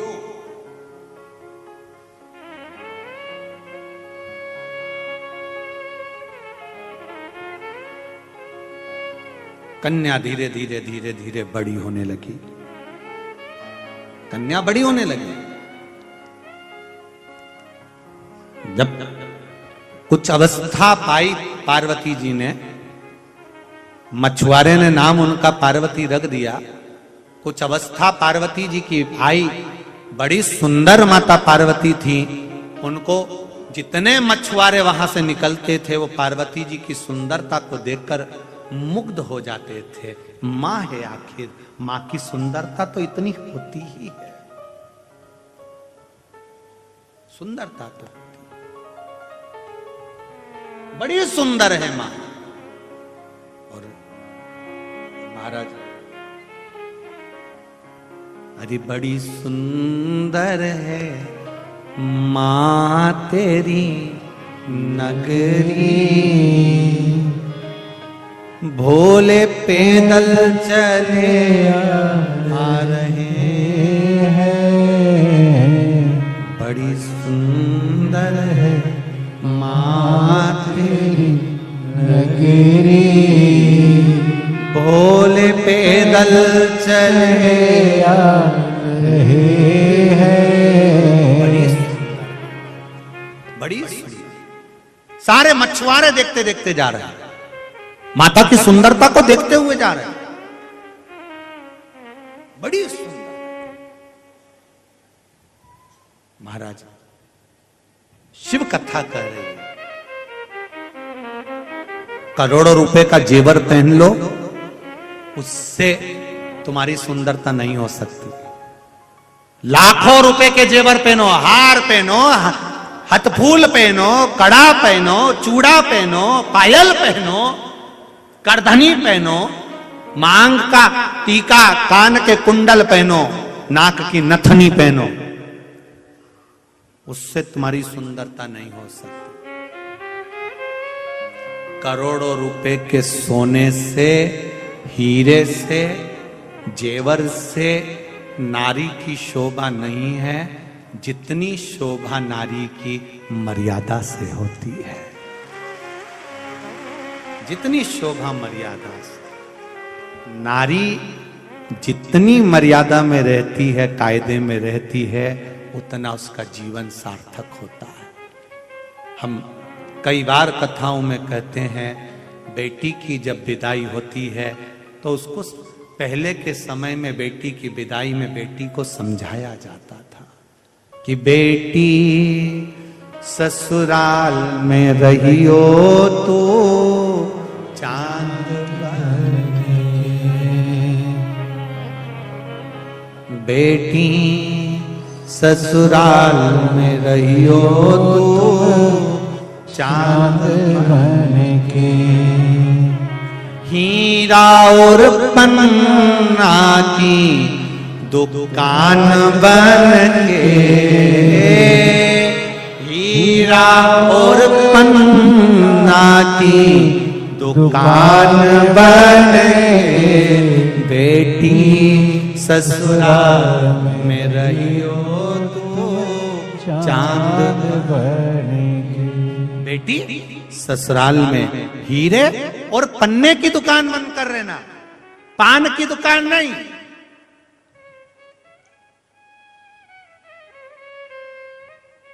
किराने की दुकान नहीं, कपड़े की दुकान नहीं।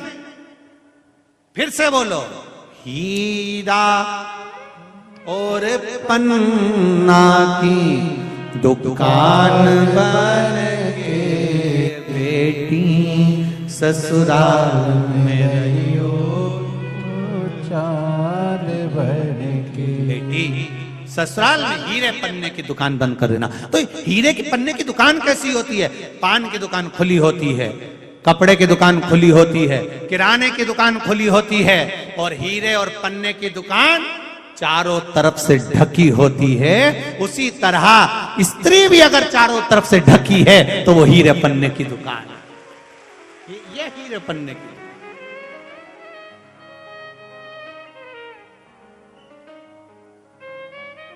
अब आज का समय थोड़ा सा बदल गया। पहले इतना पल्लू चलता था। हमारे यहाँ मारवाड़ियों में तो आज भी रीति है, बुजुर्ग माताओं को देखो, बुजुर्ग माताओं को इतना पल्लू, फिर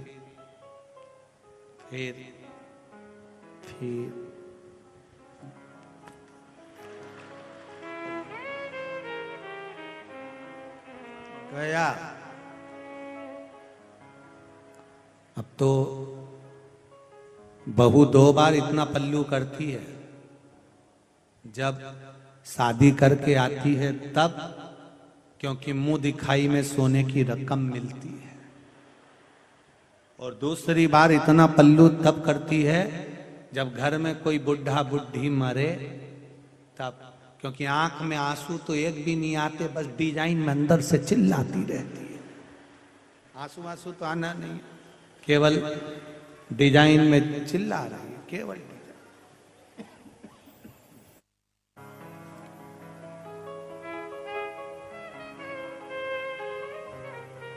स्त्री की मर्यादा,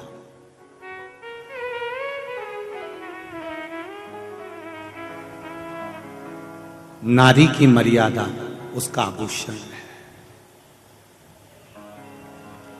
उसका आभूषण है नारी की मर्यादा। जितनी मर्यादा में रहेगी ना, उतना उसका आभूषण रहेगा।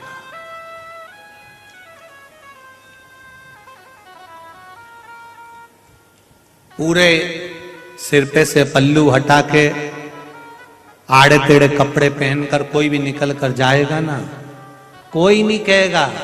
सब देखेंगे, हंसेंगे और अपशब्द कहेंगे, पर सिर पे पल्लू डालकर अगर कोई निकल कर चली गई, किसी की सामर्थ्यता नहीं कि कोई अपशब्द कह दे, कोई ताना दे दे, कोई आड़ा टेढ़ा हो, किसी की सामर्थ्यता नहीं है महाराज, किसी की सामर्थ्यता नहीं।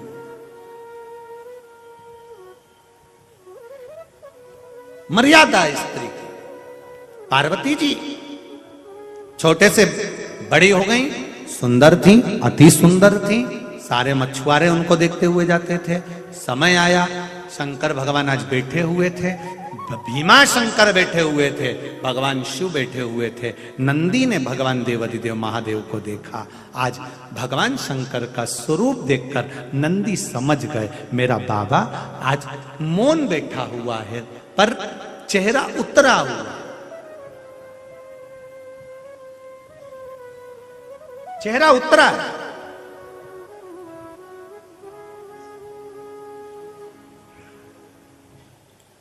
एक छोटी सी बात के लिए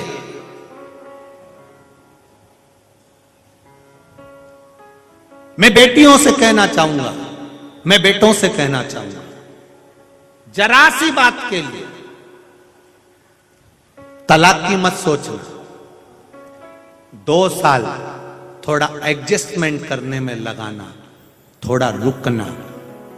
तुम्हारी किस्मत में अगर अभी दुख लिखा है तो तुम दूसरी शादी कर लोगे तो भी दुख तो तुमको भोगना ही पड़ेगा, इसलिए थोड़ा एडजस्ट करिए।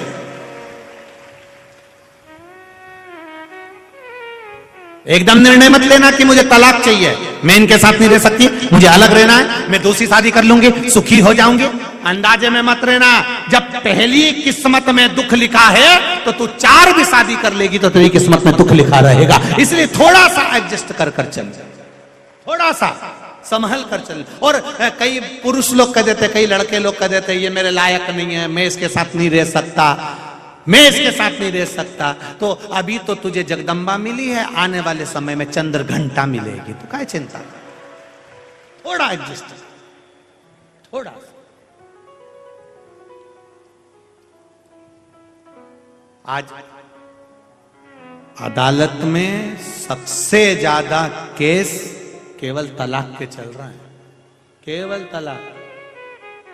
और कितनी कितनी लड़के को लड़की दिखाई, लड़की को लड़का दिखाया, 6 महीने तक फोन पे बात चली, रात के 3-3 बजे तक सोए नहीं,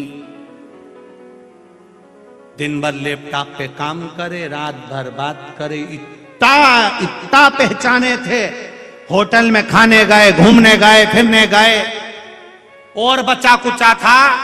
तो आज के जमाने में एक नया फैशन आ गया, शादी के पहले कई विशेष जगह पे घूम के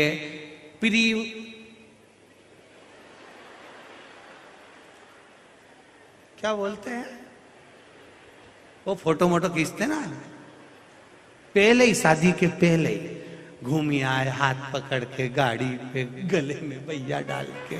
और अरे धिक्कार है रे तुम्हारे जीवन में कि शादी में बड़ी सी एलईडी लगा के उन नमूनों का फोटो दिखाते, धिक्कार।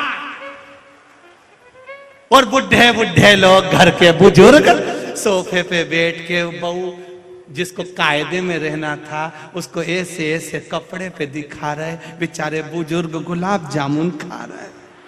कई बोले तो क्या बोले। चंद्रभागा में से चुल्लू भर पानी लिया, रे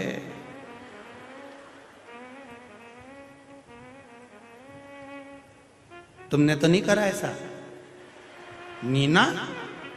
मेरे को तो पहले ही मालूम था तुम परभणी को ऐसा करोगे, इसलिए तो मैंने पूछा। तुम ऐसे नहीं निकल सकते। मुझे विश्वास है कि परभणी के लोग ये परभणी के लोग ऐसा नहीं कर सकते। ये तो ये फ्री वाले करेंगे, फ्री वाले करे सो तो। पर विश्वास रखना, बुजुर्गों के सामने अपनी आने वाली बहू का नमूना पेश मत करना, उसको ऐसा मत दिखाना। जो बहू तुम्हारे घर की लक्ष्मी है, तुम्हारे घर की बेटी है, तुम्हारे घर की पूंजी है, तुम्हारे घर की तिजोरी का धन है, उसको 4 लोगों में स्टेज प्रोग्राम में ऐसा एलईडी लगा के मत दिखाना कि लोगों की आंख भी नीची हो जाए। ऐसा मत दिखाना, मत दिखाओ। क्या दिखाना? थोड़ा हमारी बात का बुरा जरूर लगेगा आप लोगों को, लगे तो लग जाए, उसमें कोई टेंशन वेंशन की बात नहीं है। वो लग जाएगा तो अगली बार नहीं बुलाओगे, उसमें कोई दिक्कत वाली बात नहीं। तुम मत बुलाना, सांसद जी तो बुलाएंगे, उसमें तुम्हें टेंशन लेने। तो सुधरो, थोड़ा सुधरो, थोड़ा सुधरो। शिव जी का ध्यान नहीं, शंकर भगवान मौन है, शंकर भगवान का चेहरा उतरा हुआ है। शिव जी का चेहरा उतरा हुआ था, नंदी ने देख लिया। नंदी ने देखकर भोलेनाथ जी को पूछ लिया, बाबा आपका चेहरा उतरा हुआ है, क्या बात है? मेरे बाबा बोलते हैं मैंने पार्वती पर क्रोध कर दिया, उसको श्राप दे दिया, अब पछता रहा।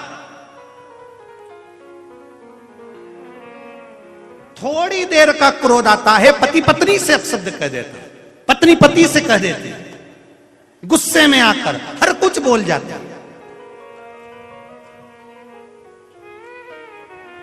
वो तो कहीं कहीं का पति हो तो थोड़ा सा समझ जाता है। एक पत्नी ने गुस्से में आकर कह दिया तुम तो जानवर हो, बेचारा समझदार पति था, उसने कहा बिल्कुल सही बोल रही है, तू मेरी जान और मैं तेरा वर।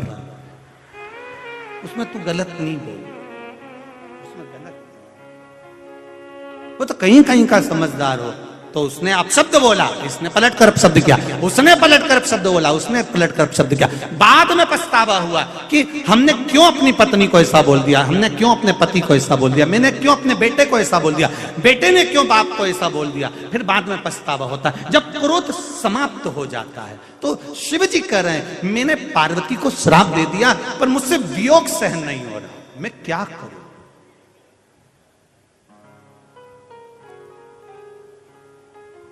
अब वियोग सहन नहीं हो रहा।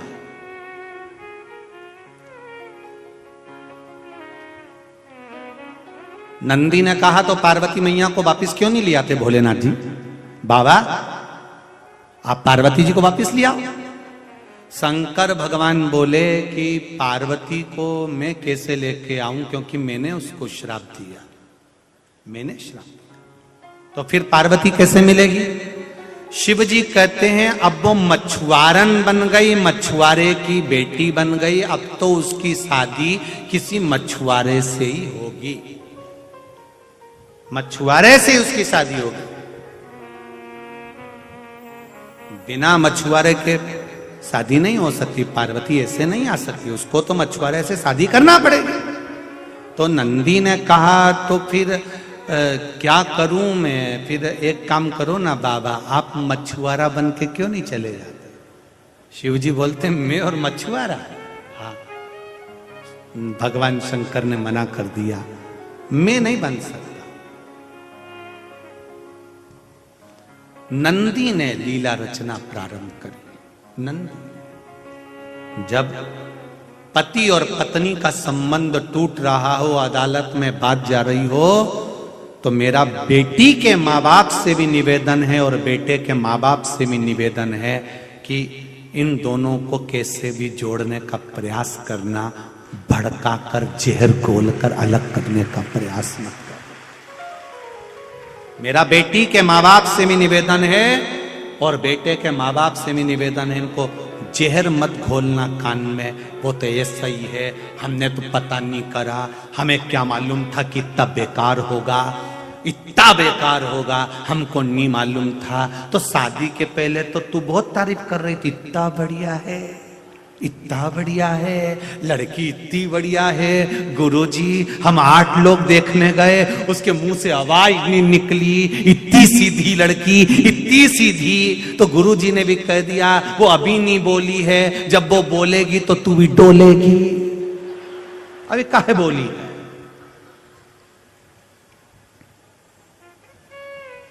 पति पत्नी में झगड़ा हो रहा है, अदालत में बात चल रही है, मेरा बेटी के माँ बाप से और बेटों के माँ बाप से निवेदन है थोड़ी देर समझाना अपनी बेटी को, कहना तू ज्यादा पढ़ गई है, तू बड़ी नौकरी कर रही है, सर्विस कर रही है, तेरी एजुकेशन अच्छे कॉलेज में हुई है, हम जानते हैं तू उस लेवल की है, लड़का हो सकता है तेरे लेवल का नहीं हो, पर बेटा मान लो तलाक होने के बाद हम दूसरी शादी करें और वो भी ऐसे ही निकल जाए तो क्या गारंटी है? इसलिए बेटा एक बार फिर सोच ले, कोई बात नहीं, थोड़ा समझने में देरी लगेगी बेटा, 2-4 साल रुको, आराम से उसको एडजस्ट करो, लड़के को भी समझाओ बेटा बेटी ऐसी नहीं हो सकती, हम शादी के पहले उससे मिले, वो लड़की ऐसी नहीं हो सकता है किसी के शिकायत में आ रही हो सकता है उसको ज्यादा बोलने की आदत हो सकता है वो अकेली रही है इसलिए एडजस्टमेंट सबके साथ नहीं कर पा रही है, बेटा थोड़ा समझो, थोड़ा धीर बांधो, दोनों को समझाना हमारी जिंदगी का एक आनंद होगा। पर हम क्या करते हैं, जितना बन सकता उतनी और मिर्ची झोंक देते हैं, और जहर और जहर और जहर झोंक झोंक कर पूरे परिवार को तहस नहस कर देते हैं। आज के जमाने में 50% शादियां सही चल रही है और 50% शादियां अदालत में चल रही है आज के समय।